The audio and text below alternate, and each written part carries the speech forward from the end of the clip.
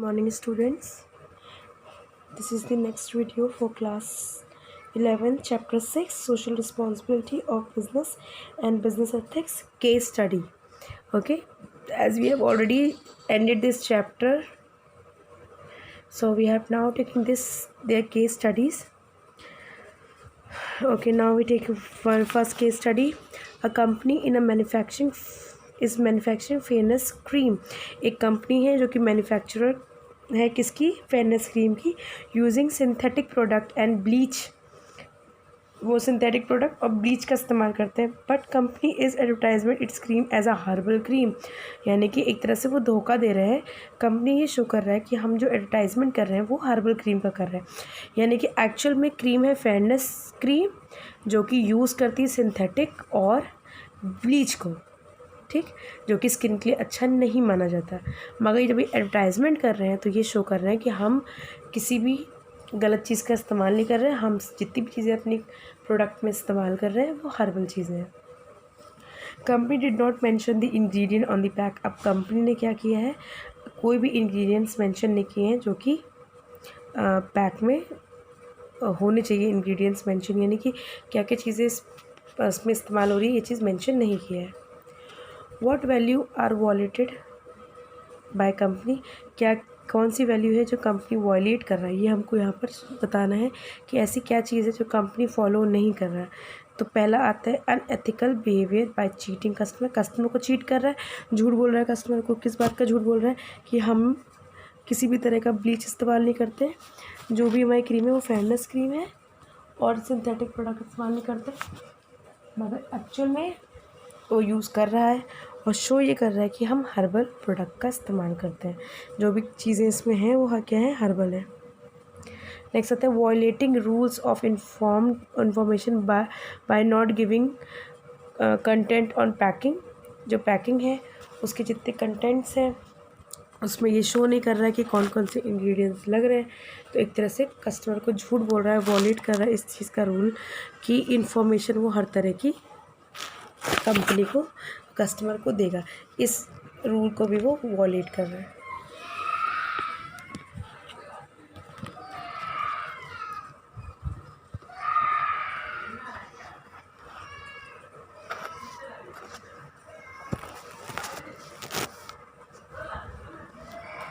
Then आते हैं third point unfair practice of wrong information. जो भी एक तरह से गलत एडवर्टाइजमेंट दे रहा है कि हम हर्बल प्रोडक्ट, तो जो अनफेयर प्रैक्टिस है ऑफ रॉन्ग इन्फॉर्मेशन एडवर्टाइजमेंट, आप इन्फॉर्मेशन गलत दे रहे हैं एडवर्टाइजमेंट में कि आपने जो प्रोडक्ट यूज़ किया वो हर्बल प्रोडक्ट है, बल्कि वो एक्चुअल में आप गलत चीज़ का इस्तेमाल कर रहे हो, ब्लीच का इस्तेमाल कर रहे हो जो कि आपकी स्किन को ख़राब कर सकता है. Okay. A chemical manufacturer company did not install anti-pollution plant. ओहो, ये तो बहुत ज़्यादा बड़ा केस हो गया है कि जो केमिकल मैन्युफैक्चर कंपनी जो है वो इन्होंने इंस्टॉल नहीं किया है कोई एंटी पोल्यूशन प्लांट. यहाँ मैं आपका ध्यान डालना चाहूँगी इस चीज़ पे कि केमिकल मैन्युफैक्चर जो कंपनी होती है ना, वैसी कंपनी होती है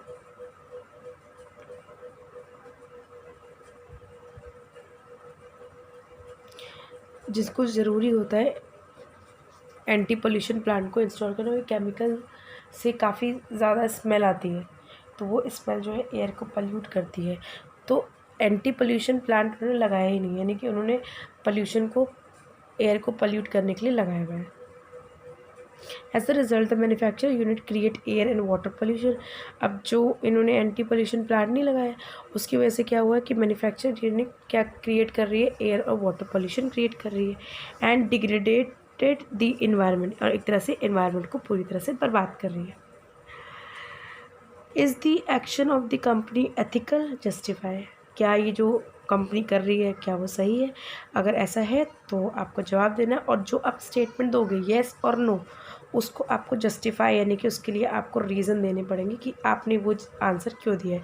तो अकॉर्डिंग टू मी, अगर एक मैन्युफैक्चरर कंपनी जो है जिसने एंटी पोल्यूशन प्लांट नहीं लगाया, तो पहली बात तो ये गलत है क्योंकि उसकी वजह से बहुत सारी पोल्यूशन क्रिएट हो सकता है. अब यहाँ पर एयर और वाटर पोल्यूशन ऑलरेडी लिखा हुआ है कि वो क्रिएट हो सकता है,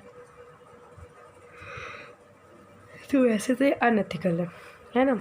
तो यहाँ पर भी देखिए लिखा है know the company action is not justify, company जो कर रहा है वो गलत है।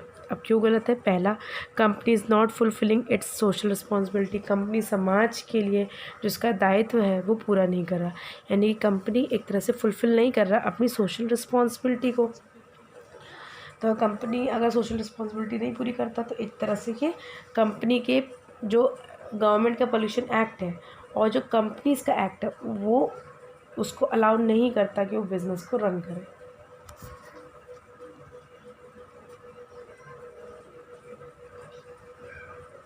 It is creating pollution which is not only unethical but unlawful also. अब ये पोल्यूशन क्रिएट कर रहा है जो कि अनएथिकल है और अनलॉफुल है, यानी कि लॉफुल नहीं है। तो कंपनी जो पोल्यूशन क्रिएट कर रहा है उसको हम वो एक तरह से मॉरल गलत अपना इंट्यूशन दे रहा है, गलत इंटेंशन दे रहा है और जो कानून है उसके पूरी तरह से खिलाफ है। क्योंकि अगर आप समाज को ख़राब कर रहे हो, समाज के वातावरण को ख़राब कर रहे हो, उससे वहाँ की जो ह्यूमन बीइंग है, जो वहाँ पर रहते हैं, जो वहाँ के निवासी हैं, उनको भी उससे इफ़ेक्ट पड़ता है। अब आते हैं next question.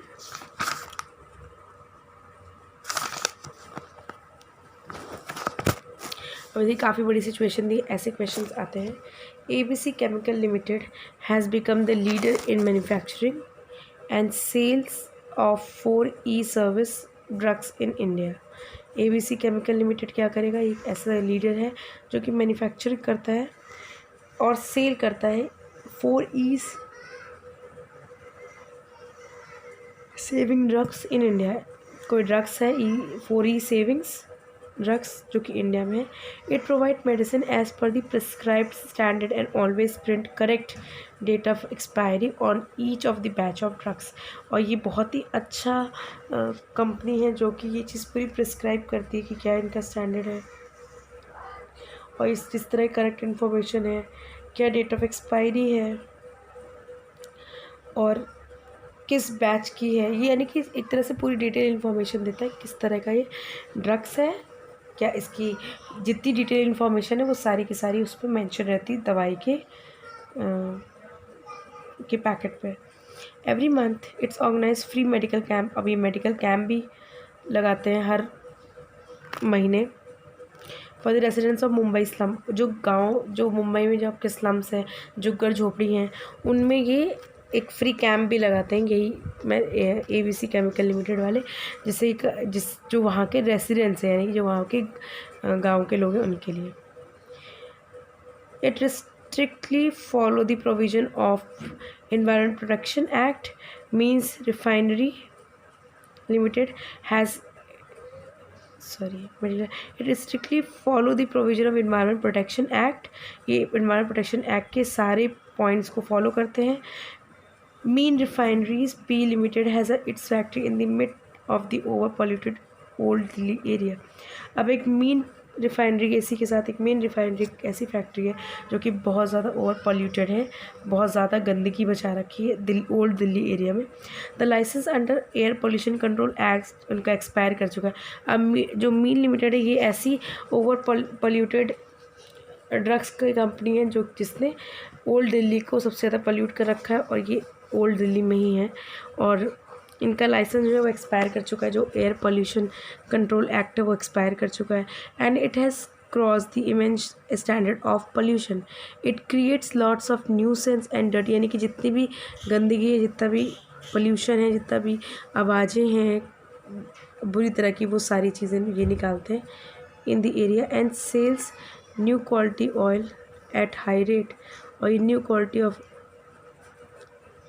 Low quality of quality oil at high rate भी बेचते हैं और इनकी क्वालिटी भी लो है। Study the given fact and answer. Study कर लिया हमने पूरा, अब आंसर करते हैं। Which two social responsibility has been overlook by mean refinery. कौन सी दो सोशल रिस्पॉन्सिबिलिटी जो मीन रिफाइनरी नहीं पूरी कर रहा? तो देखिए यहाँ पर दिया हुआ है सोशल रिस्पॉन्सिबिलिटी टुवर्ड कस्टमर क्योंकि एयर पोल्यूशन, वाटर पोल्यूशन, हर तरह का पोल्यूशन कर रहा है। दूसरा social responsibility to community and environment, तो कम्युनिटी एनवायरनमेंट के लिए भी जो इनकी रिस्पॉन्सिबिलिटी है वो नहीं पूरा कर रहा है। जैसे कि यहाँ पर एयर पोल्यूशन एक्ट एक्सपायर कर चुका है तो ये फॉलो नहीं कर रहा। सेकंड, कंज्यूमर को क्राउड नॉन न्यूसेंस पोल्यूशन ये सब दे रहा है, कस्टमर भी उनसे पीड़ित है। आगे, what two values has been preserved by the chemical company that are essential in the long term interest of the company। ऐसी कौन सी दो वैल्यूज़ हैं जो chemical industry long term value को लेके कर रहा है? तो value of ABC limited are fulfilling social responsibility दो तरह की फुल कर रहे हैं। पहले गवर्नमेंट का, क्योंकि इनका जो इनके लाइसेंस की एक्सपायरी नहीं हुई तो गवर्नमेंट की सोशल रिस्पॉन्सिबिलिटी फुलफिल कर रहे हैं, और किसी भी तरह का पॉल्यूशन नहीं कर रहे क्योंकि इन्होंने अपने इसमें अच्छा सा यानी कि इन्फॉर्मेशन भी सारी लगा रहे हैं, फ्री कैंपेन भी कर रहे हैं, तो कस्टमर के प्रति भी ये सजग है। लास्ट पॉइंट आता है, what is the social responsibility of both the company toward the government. ये आपको आगे मिल जाएगा, जिस यहाँ पर सोशल रिस्पॉन्सिबिलिटी के बारे में है। तो 4th पॉइंट है, उसको आप देख लेंगे, वो पॉइंट एक्सप्लेन करता है। देन आते हैं next, benevolent pharmaceutical limited is the socially responsible business. Its board of directors always ensure that all the long-term decisions are in accordance with the law of the country। बता रहे हैं कि ये socially responsible business है, यानी कि पूरी तरह से ये फार्मास्यूटिकल्स रिस्पॉन्सिबल है अपने बिजनेस के प्रति। और उसकी जो बोर्ड ऑफ डायरेक्टर है वो लॉन्ग टर्म डिसीजन में फैसला लेते हैं जो भी कंट्री के लॉ है उनको पूरा देखते हुए चलते हैं। And moreover in the interest of public and stake owner, यानी कि जो भी फैसला लेंगे ये पब्लिक और स्टेक होल्डर के बेस पे लेंगे। In the financial debate on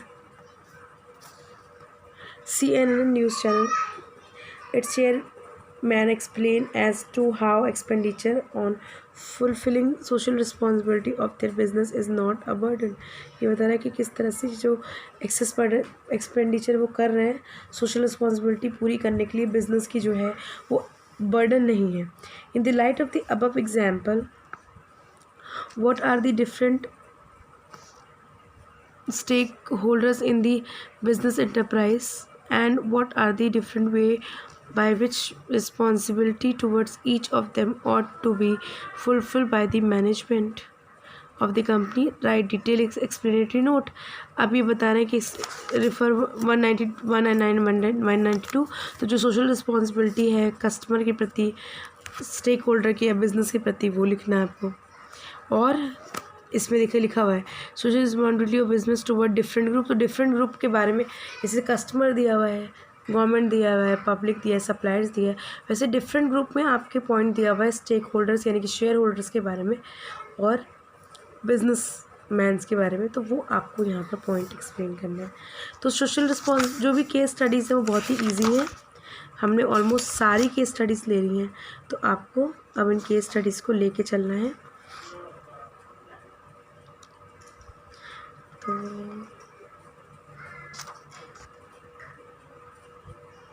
आपको जितने भी हैं मैं ऑलमोस्ट अभी चेक कर लिया मैंने, जितने भी हैं आपने सारे केस स्टडीज़ ले लिए हैं। तो आप जितना हो सके केस स्टडी को प्रैक्टिस करिए और ये चैप्टर आपका फिनिश। 6 के केस स्टडी हमने नहीं लिया था 6 चैप्टर के बाद क्योंकि वो बहुत ही लेंदी थी, आपको अब नज़र आ रहा होगा कि थोड़ी सी लेंदी है, बड़े बड़े क्वेश्चन थे इसलिए नहीं ली थी। मगर हमने 7th की लेने के बाद 6th की ली, तो अब 6th और 7th की केस स्टडी ख़त्म हो चुकी है, चैप्टर ख़त्म हो चुका है, इसके नोट्स आप मुझे देंगे और अब चैप्टर हम 8 स्टार्ट करेंगे। Thank you.